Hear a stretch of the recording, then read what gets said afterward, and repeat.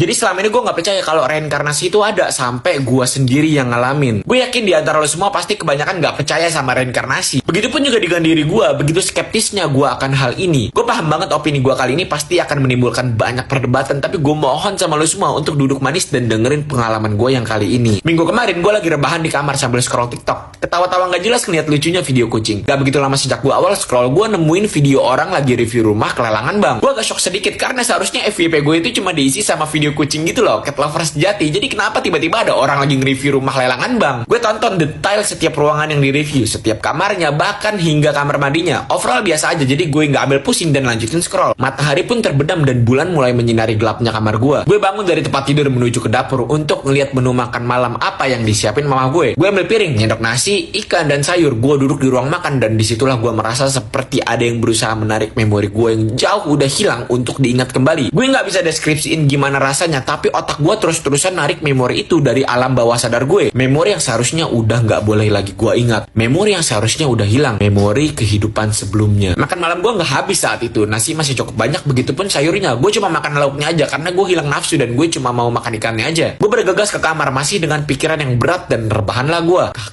Kak Ica, Mama, Papa. Gue ngomong sendiri di tempat tidur nyebutin nama-nama yang gak pernah gue kenal sebelumnya. Dan di saat gue mau memejamkan mata, disitulah otak gue berhasil mengangkat memori tersebut. Memori yang seharusnya gak boleh gue ingat sekarang kembali secara penuh. Memori kehidupan sebelumnya. Kehidupan indah yang berakhir tragis di rumah itu. Rumah yang sekarang dilelang oleh bank. Di rumah yang siang ini gue lihat videonya di TikTok. Semua dimulai ketika gue masih bayi. Ibu kandung gue yang penyayang terpaksa harus merelakan kepergian gue untuk diadopsi oleh keluarga yang cukup kaya. Semakin gue besar, semakin gue sadar bahwa ibu kandung gue sebetulnya nggak begitu rela untuk ngelepasin gue begitu aja. Cintanya dia begitu besar untuk gue, hanya saja memang takdir memisahkan kita. Gue tinggal di rumah baru gue. Gue punya orang tua angkat yang menurut mata gue sosok yang spesial. Mama dan papa gue sayang sama gue. Gue bisa merasakan kasih sayangnya, walaupun pastinya nggak sebesar kasih sayang ke kakak gue, Ica, anak kandungnya. Kak Ica disekolahkan di SD elit dekat perumahan kita, sementara gue cuma disuruh jagain rumah dan nggak pernah ada basa-basi satupun untuk nyekolahin gue. Ya lagi-lagi karena gue cuma anak adopsi. Tapi nggak masalah kok, mereka tetap sayang sama gue. Gue dan Kak Ica sebenarnya itu nggak boleh sekamar. Mama seringkali marahin gue, tapi Kak Ica selalu melindungin dan mohon ke Mama untuk biarin gue sekamar sama Kak Ica. Papa akhirnya ngizinin dengan syarat gue nggak boleh satu kasur. Jadi Kak Ica nyiapin gue semacam alas kardus untuk tidur di samping kasurnya, dan disitulah gue tidur dengan nyenyak. Banyak detail cerita yang bisa gue ceritain di sini karena memori gue bener-bener sepenuhnya pulih. Gue inget Papa tuh nggak begitu sayang sama gue, dan Papa nih galak banget, tapi cuma sama gue, nggak dengan Kak Ica. Gue sadar kalau Papa itu galak ketika dulu gue kalau pipis sering ngompol, entah di ruang tamu, di ruang makan, bahkan di tempat tidur. Dan setiap gue ngompol, pasti Papa teriak dan mukul gue. Pukulannya gak begitu keras kok, didikannya terbukti karena ketika gue agak besar